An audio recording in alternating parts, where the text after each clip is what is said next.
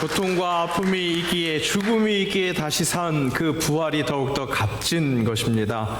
오늘 칸타타를 통해서 예수 그리스도의 그 복음, 그 죽음, 고난과 아픔, 그런 것들 다시 한번 돌아보면서 다시 사신 부활을 하신 예수님, 그것을 또 돌아볼 수 있게 하시는 주님을 찬양합니다. 오늘 들어오시면서 로비에 중고등부가 설치한 그 돌무덤도 혹시 보셨나 모르겠습니다. 그 돌무덤을 이기고 승리할 때 진정 정말 부활이 더욱더 값진 것이라는 것, 우리 삶 속에서 더욱더 잘 누릴 수 있었으면 좋겠고요. 우리 호산나 찬양대도 그동안 고난 받으셨습니다. 수고하셨습니다. 우리 지휘자, 우리 반주자 선생님, 또 모든 대원들을 위해서 함께 한번 박수하겠습니다. 또 함께 찬양하느라고 우리 또 수고하시는 우리 모든 성도와 무엇보다 하나님께 영광의 박수 올려드립니다. 네, 이렇게 하니까 끝난 것 같습니다. 이제 설교 시작입니다. 설교를 들으실 여러분들 힘내시고 그것을 위해서 더욱더 기쁨을 누릴 수 있었으면 좋겠습니다. 우리 크리스마스 때는요, 메리 크리스마스 그렇게 인사하는데 우리 부활주일, 부활절에는 사실은 그런 인사가 좀 생소합니다. 이번에는 그래도 한번 해볼까요? 영어로 우리 좀 있어 보이게 해피 이스터 함께 인사하겠습니다. 옆에 사람들과 함께 인사합니다. 해피 이스터, 해피 이스터, 해피 이스터. 네, 맞습니다. 우리 부활주일이요, 부활절이 우리 교회에게 가장 큰 사실은 절기입니다. 크리스마스보다도 더욱더 기쁠 수밖에 없는 것, 우리 주님이신 예수 그리스도가 부활하셨기에 우리의 주님이 되었기 때문에 그렇습니다. 그런데 인사말조차도 사실은 좀 어색한 것이 좀 이상하지요. 우리 삶 속에서 더욱더 부활의 기쁨을 누릴 수 있기를 축복합니다. 광고 시간에 잠깐 말씀드린 것처럼 이 부활절은 이 부활주일로 끝나는 것이 아닙니다. 교회력의 다른 교회력들은 다 예를 들어서 성령 강림 주일이 지났다 그러면 성령 강림 절 후 몇 주 이렇게 표기하거든요. 근데 부활절은 부활절 첫째 주, 오늘이 부활절 첫째 주입니다. 그리고 부활절 둘째 주, 부활절 셋째 주 그렇게 표기합니다. 성령 강림 주일이 오는 날까지 부활절인 겁니다. 계속해서 부활절. 이것을 다른 말로 기쁨의 50일이라고 그렇게 또 표현하기도 합니다. 사순절 기간 동안 예수님의 고난과 죽음 그것을 깊이 묵상했다면 이 부활절 기간 동안은 그 부활하신 예수님 그것을 전심으로 기뻐하면서 기쁨을 누리는 그런 교회의 역중에 아주 중요한 소중한 그런 절기를 우리가 지금 보내고 있는 것입니다. 우리 사랑하는 모든 세영광교회의 가정이 이 복된 교회의 절기에 정말로 성도가 누릴 수 있는 그 부활의 기쁨을 충만히 누리는 그 기쁨이 끊어지지 않는 주의 자녀들 되시기를 축복합니다. 부활하신 예수님 너무 좋다고 그렇게 신나게 고백하는 주의 백성들 되시기를 간절히 바랍니다.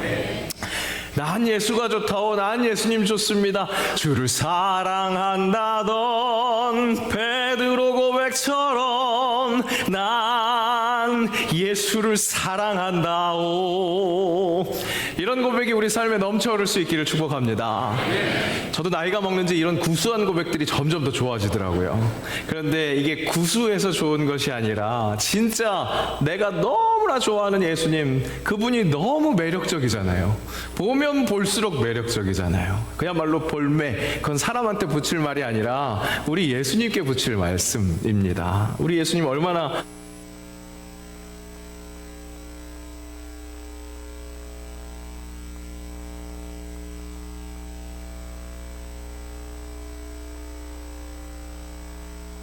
너무나 매력적입니다.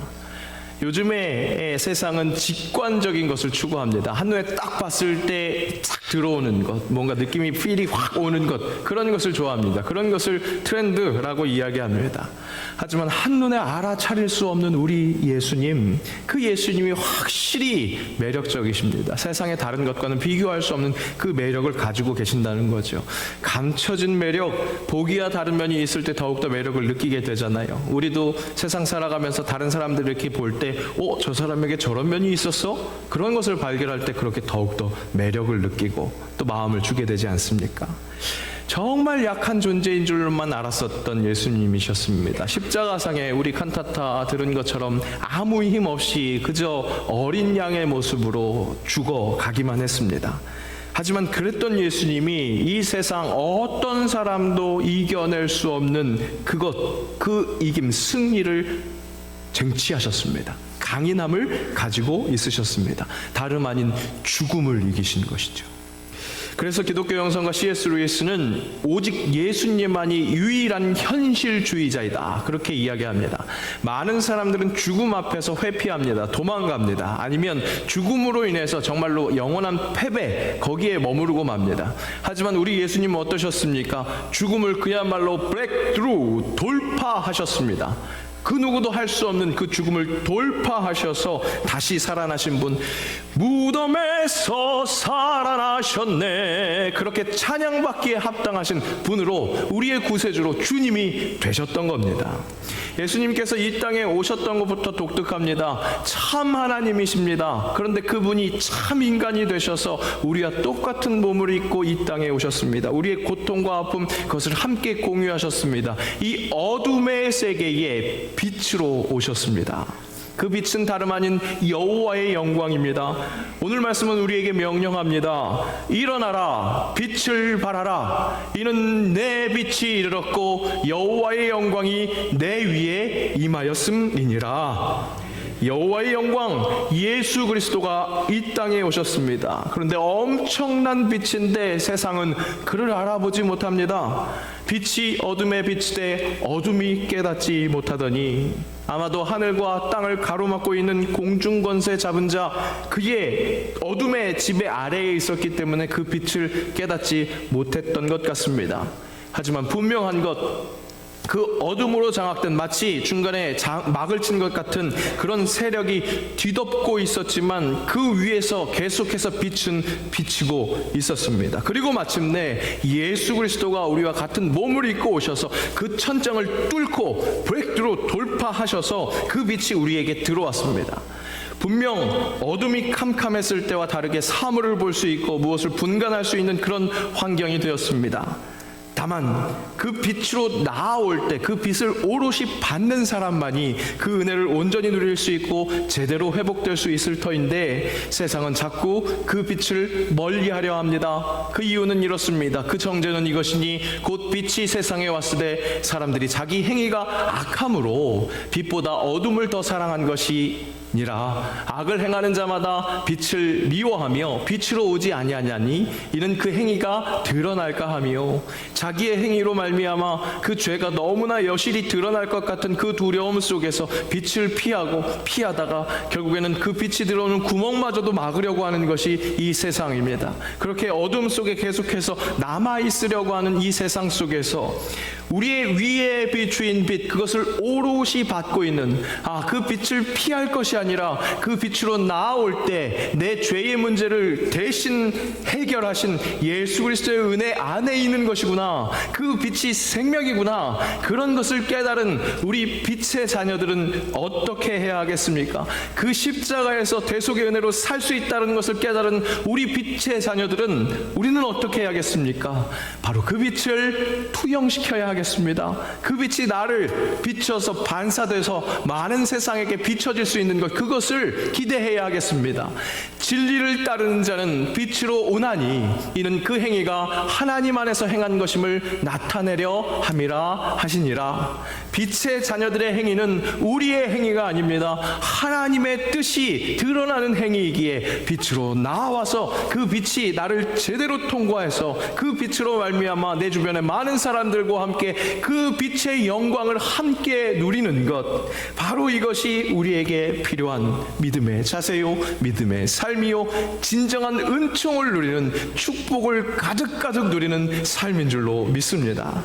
우리는 이 광명한 오늘 이 빛 앞에 더욱더 예수님의 부활로 그 특수가 되어진 그 찬란한 빛 앞에 나와서 더욱더 강한 마음으로 결단하고 칼날을 갈아서 우리 삶의 자리로 나아가야 할 것입니다. 오늘 예배의 자리에서 느끼는 그 은혜로 말미암아 여러분 마음속에 남아있는 것이 아니라 몸 밖으로 발산되는 그 빛을 가지고 세상으로 나아가는 주의 권속들 되시기를 축복합니다. 이번 부활절 개인적으로 정말로 극적인 드라마틱한 그런 상황을 경험합니다.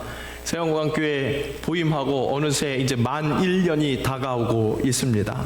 작년 6월 마지막 주에 부임했으니까 실은 아직 좀 남아있다고 생각하실지 모르겠지만 이미 내일을 계획하고 계속해서 머릿속에서 내일을 생각하고 있는 저로서는 눈앞에 코앞에 닥친 미래입니다. 새영광교회에 선보이는 설교를 했었던 것 여러분 앞에서 아이고 함께 예배하니 영광입니다. 그렇게 첫인사를 드렸었던 것, 그러면서 새영광교회 이름이 참 좋다고, 새로운 영광 예수 그리스도를 향해서 계속해서 달려가는 그 이름 참 좋다고 시작했었던 그 설교가 작년 부활주일 전 종료주일이었습니다. 딱 여러분들 만난 것이 1년 정도 된 겁니다. 지난주 코로나 다 아시는 것처럼 격리 기간에 있었습니다. 죄송한 마음이 너무나 많았습니다. 목사가 강단을 지키지 못하고 말씀을 전하지 못하는 것 얼마나 큰 죄입니까? 그 아픔 속에서, 안타까움 속에서도 지난 시간들을 한번 돌아보면서 많은 일이 있었다는 것을 기억할 수 있었습니다. 우리 장로님들 또 우리 교육자들, 교회의 모든 권속들이 한 마음으로 함께 해주셨기에 이때까지 모든 것이 참 은혜였소, 그렇게 고백할 수밖에 없는 그런 정말 감사의 거리구나, 그런 것을 기억하게 됐습니다. 요 몇 주 전에 제가 찬양 예배 때 예수님께서 허락하신 쉼에 대한 가르침을 설교한 적이 있습니다.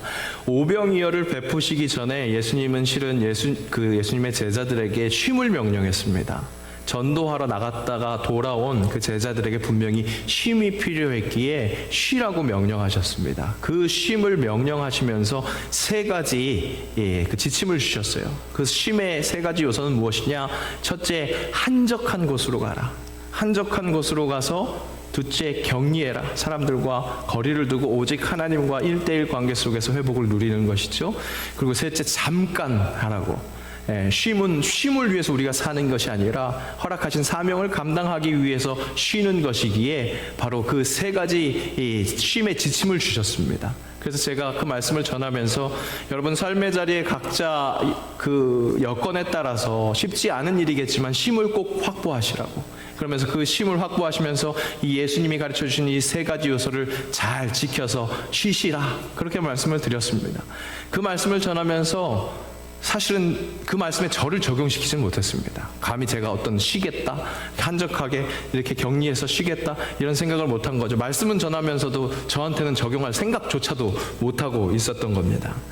정말 스님이 제 머리 못 깎는다고 그저 말씀만 전하고 저는 이렇게 쏙 빠져 있었던 거였는데, 이번에 격리 기간을 거치면서 많은 분들이 하나님께서 휴식을 허락하신 것 같다고 그렇게 말씀해 주셔서, 물론 다들 민망할 테니까 위로하시는 말씀으로 그렇게 하셨겠지만 그래도 10분이면 10분 모두 다 그런 말씀을 해주시는 것에서 큰 위로를 받으면서 하나님이 기회를 주신 것 같다, 그렇게 함께 동감했습니다.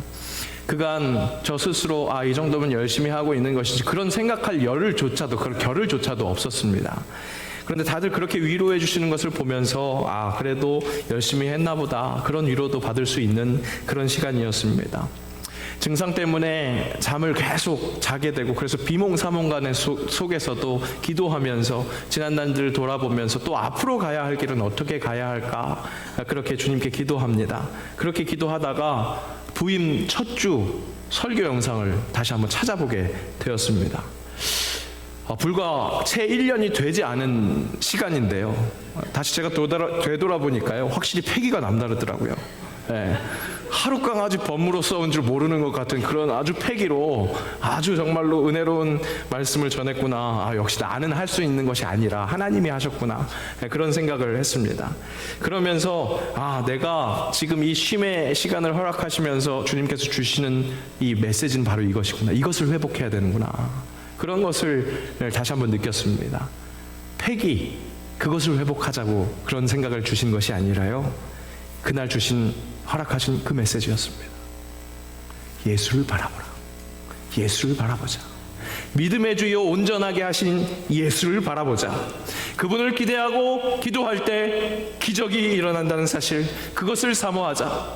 모든 내 삶이 이미 다 은혜 아니면 가능하지 않은 것인데 그런 기적 속에서 살고 있는데 그 삶 속에서도 다시 한번 기도하고 기대하면서 기도할 때 그 기적이 다시 한번 일어나는구나. 그 속에서 예수 그리스도의 부활을 다시 한번 정말로 몸소 실천하고 느끼며 감사하며 찬양할 수 있겠구나. 그 깨달음을 허락하셨습니다. 사랑하는 새 영광교회 성도 여러분, 그 빛이, 그 영원한 빛이, 그 우리를 향하신 부활하신 예수 그리스도 여호와의 영광이 우리의 어둠 가득한 내 삶의 자리 내 위에 임하셨습니다. 그리고 명령하십니다. 일어나라, 빛을 발하라. 내 빛이 이르렀고 여호와의 영광이신 예수 그리스도, 그분의 빛이 나의 주님께서 내 위에 임하셨느니라. 여러분, 새로운 시작을, 정말로 변화를 갈망합시다. 아주 사소한 것부터 어제와 다른 나를 기대합시다. 기대할 수 있는 이유, 내가 새 능력을 받았기 때문에, 새 힘을 얻었기 때문이 아닙니다. 저도 격리하고 나서 이제 쉼을 좀 얻었으니까 자동 충전됐겠지 그런 생각을 했더니 어제 설교 준비하면서 좀 한나절 나와 있었더니 피로가 회복이 잘 안 되더라고요. 이렇게 어려울 때 어떻게 해야 되겠습니까? 나의 힘으로, 내 능력으로 가능한 것입니까? 이 귀한 사역 어떻게 감당합니까? 부활하신 예수 그리스도, 그 빛이 내 위에 임하셨으므로 그 빛의 힘으로 나는 할 수 없지만 예수가 하십니다. 빛이신 예수, 그분을 제대로 바라볼 때 나는 할 수 없었던 것을, 그런 나를 변화시켜서 새롭게 시도하게 하시고 도전하게 하십니다. 여러분의 삶의 자리에서 새 영광의 진정한 그 새 영광, 여호와의 영광이신 예수 그리스도를 제대로 바라볼 때 여러분들의 액션이 새로워질 줄로 믿습니다. 다른 변화가 아닙니다. 바로 나의 변화입니다. 남의 변화가 아닙니다. 바로 나의 변화, 나를 만나주신 예수 그리스도께서 나의 심령을 새롭게 하심으로 나의 삶의 자리를 변화시켜 주시고 우리 새 영광교회를 변화시켜 주실 줄로 믿습니다. 예수 바라봄으로, 오직 빛을 향하여 달려감으로 그 변화의 중심이 되시기를 축복합니다. 이는 이근영 목사의 말씀이 아닙니다. 우리 살아계신 하나님 아버지의 말씀입니다.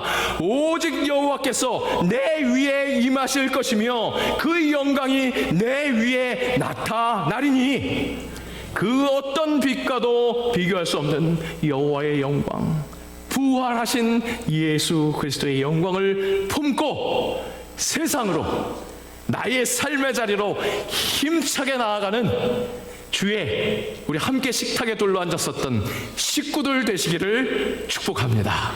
기도합니다.